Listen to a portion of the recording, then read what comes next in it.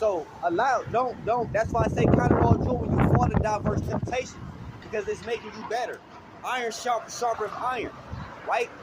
So you want to have that perfect work. You want your faith to be perfect. You got to have patience. And the only way for you to grow with patience is if you do deal with temptations. Okay, you got to be put in a position where you have to be patient, right? It says, knowing this, that to try and get your faith, work of patience. So you're going to be tried. Your patience is going to be tested. All right, so count it all joy when you are being tested. Count it all joy when your faith is being tested. Count it with all joy when your patience is being tested. Count it with all joy when your humbleness is being tested. Being meek is being tested. Being courteous is being tested. Showing love to your neighbor being tested. Okay, turning the other cheek is being tested. Taking a high road, being a bigger person. Count it all joy when those things are being tested. When your morals, all right, when your integrity, when those things are being tested, count it all joy, man. All right, embrace it. Right?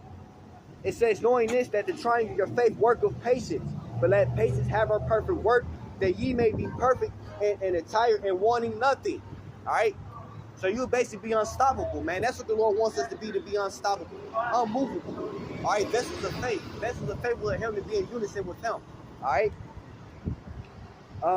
Verse 5, it say, if any of you lack wisdom, let him ask of God. That's all that Lord wants, man. It's to pray to the Lord. You lack wisdom, you lack understanding, go to the Lord. He's the ultimate source. You don't need to go through no man. You don't need to go through no pastor. You don't need to go through me. You don't need to go through anybody. The Lord is in us all. The kingdom of heaven dwells in us. The Most High is with us all. You don't have to go to no church. You don't have to go to no damn confession or any of that. You can get down on your knees right now in a private place and ask the Lord to give me wisdom, give me understanding. The Lord will give you so. But be careful what you ask for, man. Because you may not like the answer, but the Lord is going to answer anything the Lord is going to give you all your requests. But just don't get upset when it's not what you think it is. If you ask in a miss, okay? So it says here, James 1 and 5, it said, if any of you lack wisdom, let him ask of God. So you have to ask of the Most High. All right? Don't come to me. Ask for yourself, because what? That shows faith. Okay? That shows faith. All right? I can pray for you. I can pray for you for you and what you're going through, but at the end of the day, the Lord wants you to go to him. Because the biggest act of faith you can do is prayer. That's the biggest act of faith, is praying for yourself. Because in that moment, you humbling yourself and you having a trust that the Lord is hearing you. You having a trust that the Lord cares about you enough to pay attention unto you, man. Okay?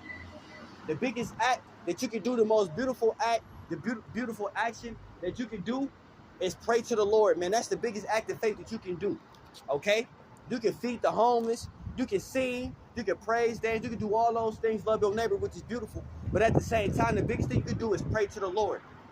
To yourself. I don't need to go to the Lord and request for you. Your pastor, no. Anybody tell you that, that's a lie. The Lord deal with us. He sees us all equal. All children of God. The Lord is not listening to one prayers more than the other, man. All right? It's just about your heart when you're going to ask the Lord. If you're going to the Lord to ask him about some BS, you ask the Lord about some drama, of course the Lord don't get involved in that. But if it's sincerely, if it's about wisdom, it's about life, go and talk to the Lord about it. That's what he's there for. That's what he created you for. Okay, that's the faith that he wants you to have. All right? So this is James chapter 1, verse 5. If any of you lack wisdom, let him ask of God, that giveth to all men liberally, right? And upbraideth not, and it shall be given him. So the Lord's not holding back. All right? The Lord wants to answer your questions, but you got to humble yourself and seek him and serve him. All right? You can't serve two masters, man. All right? You can't use the Lord when you want to use him and run to the devil when you need him, man. It don't work that way. All right? You get spewed out if you move on. All right? But if the Lord loves you, he gonna chastise you. You don't keep running into a wall. You don't keep falling into a ditch. You don't keep continuing to sink your own ship until you realize that the Lord is your anchor, man. Until you realize the Lord is your refuge, man. All right? The Lord is here to rescue you. But the Lord is here to keep you from even being in those situations where you are in danger, man. All right? So it say here, if any of you lack wisdom, let him ask of God, that gives to all men liberally, and upbraideth not, and it shall be given unto him, man. Right? Verse 6. but let him act in faith. You got to ask the Lord in faith, man. You have to. Which is the point of this video. You have to ask in faith. All right? Hebrews 11:1 tell you what faith is. The book of Hebrews 11:1 tell you what faith is. Right? We already went over that. It says, but let him act in faith, nothing wavering. For he that wavers is like a wave of the sea, driven with the wind and tossed. Let not that man think that he shall receive anything of the Lord, right? So if you asking in unbelief, if you staggering in faith, you don't know if Lord listening to you, then the Lord not hearing you. Don't ask him of nothing. The Lord wants you to go with your full attention. They say let him ask in faith, so you have to have trust and belief that he's hearing you. You have to have trust and faith that he's amongst you, that he's hearing you. He do care about you, and he do love you, okay? Your faith shouldn't be wavering. You shouldn't have no doubt when you're in prayer.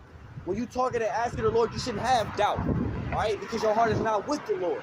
And if your heart is not with the Lord, then you're not asking in sincerity, okay? You asking out of pride. You asking out of ambition. You asking of miss, okay? The Lord say turn the other cheek. The Lord say pray for your enemies that curse unto you, man. All right? The Lord don't want to hear you praying to him put people to death. The Lord don't want to say, oh, Lord, I want Donald Trump to this, and that. The Lord not hearing that. Because you know more righteous than that person. We all worthy of death, man. So for us to pray to the Lord that the Lord judge somebody else, or for us, we got to be careful that of what we done in the eyes of the Most High, not in our own eyes, not in the eyes of men. All right, because the Lord judged righteously. Men have a respect of persons. The Lord don't have a respect of persons. Whether you a man, a woman, a child, the Lord don't have a respect of persons. The Lord don't be judged according to your heart. All right. So it says here in James chapter 1, where I'm at, verse 7, well, verse 6. Let him ask in faith, nothing wavering. So your faith shouldn't be inconsistent, shouldn't have no doubt, should be no wavering in your faith. You got to stand on business when you're praying to the Lord, man. All right? It says here, let him ask in faith, nothing wavering. For he that wavereth is like a wave of the sea, driven with the wind and tossed. For let not that man think he shall receive anything of the Lord. So if you ask it in doubt, the Lord not going to hear you, man. Right? So you shouldn't be going to the Lord in doubt. Because the Lord is not doubtful about anything. Anything the Lord say he gonna do, is gonna do. And what he say gonna happen, is gonna happen. Okay? So we shouldn't go to the Most High in doubt, because he don't move in doubt. Alright? Satan wants you to have doubt. Satan wants your faith to waver. Satan wants you to scoff. Satan wants you to murmur. Satan wants you to have a lack of confidence. Satan wants you to walk with your head down. Satan wants you to be emotional. Satan wants you to be angry. Satan wants you to have no patience. Satan don't want you to have love. Satan don't want you to have empathy. He don't want you to confess your sins, man. He wants you to hide them. He wants you to be prideful, man. This is the time to wake up, man. This is the time to wake up.